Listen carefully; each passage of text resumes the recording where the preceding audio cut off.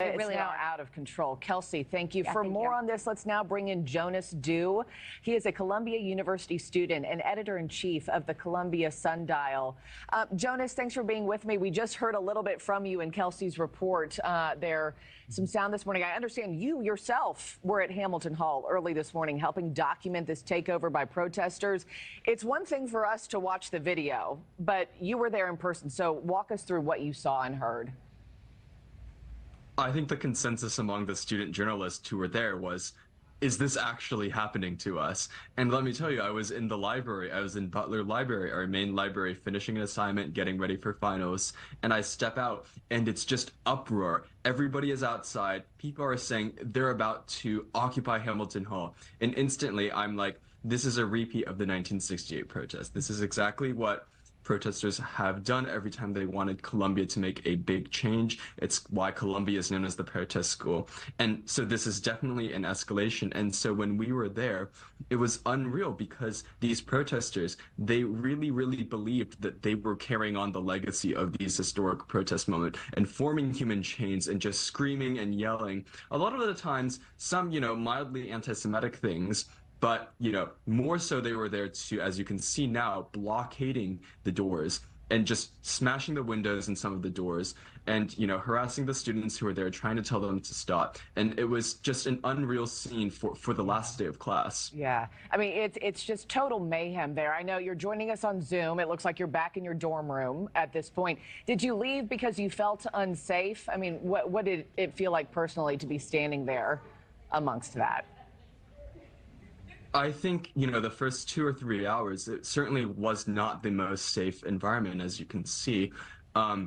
There was a lot of people in not a large amount of space, and they were really trying to restrict press access, really trying to restrict access to people who weren't actively participating in the protest. There's a lot of shoving, there's a lot of screaming, especially from the building where they had started unfolding banners, such as, there was one big one that says Intifada, and that's still up there. And that's, highly sacrilege for a building that's very central to Columbia's campus.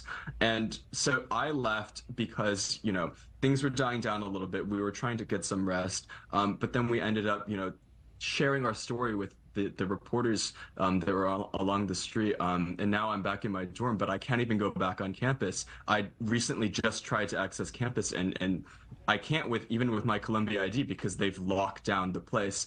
Unless you actually live there or are essential staff, you can't even go into the gates. Yeah, I know it's been an exhausting and agonizing couple weeks for you. Last I heard, police had not gone into Hamilton Hall. I mean, what do you want to see from Columbia University right now? I want to see Columbia take back control of the university. It's clear that they've lost control. They've put the protesters' interest above the interest of every single other student, including students that want nothing to do with this. And what that looks like is hybrid classes instead of in-person classes, hybrid exams.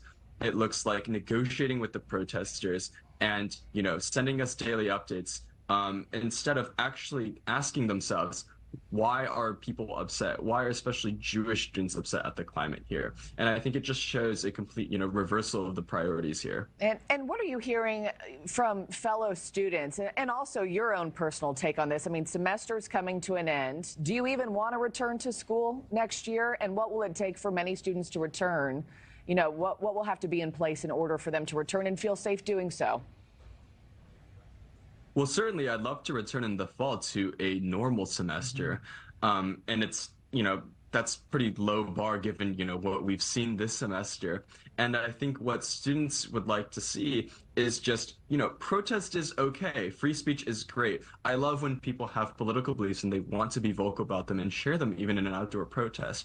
But people have to follow the rules. You have to follow the rules that say you can't set up an encampment, that you can't occupy a building just because you don't get what you want from the university. And so I think as soon as the university can recognize that it has to consistently enforce those rules and maintain a safe and productive learning environment for everybody, free from noise at all hours, at that point, then I think people will be more than happy to come back in the fall.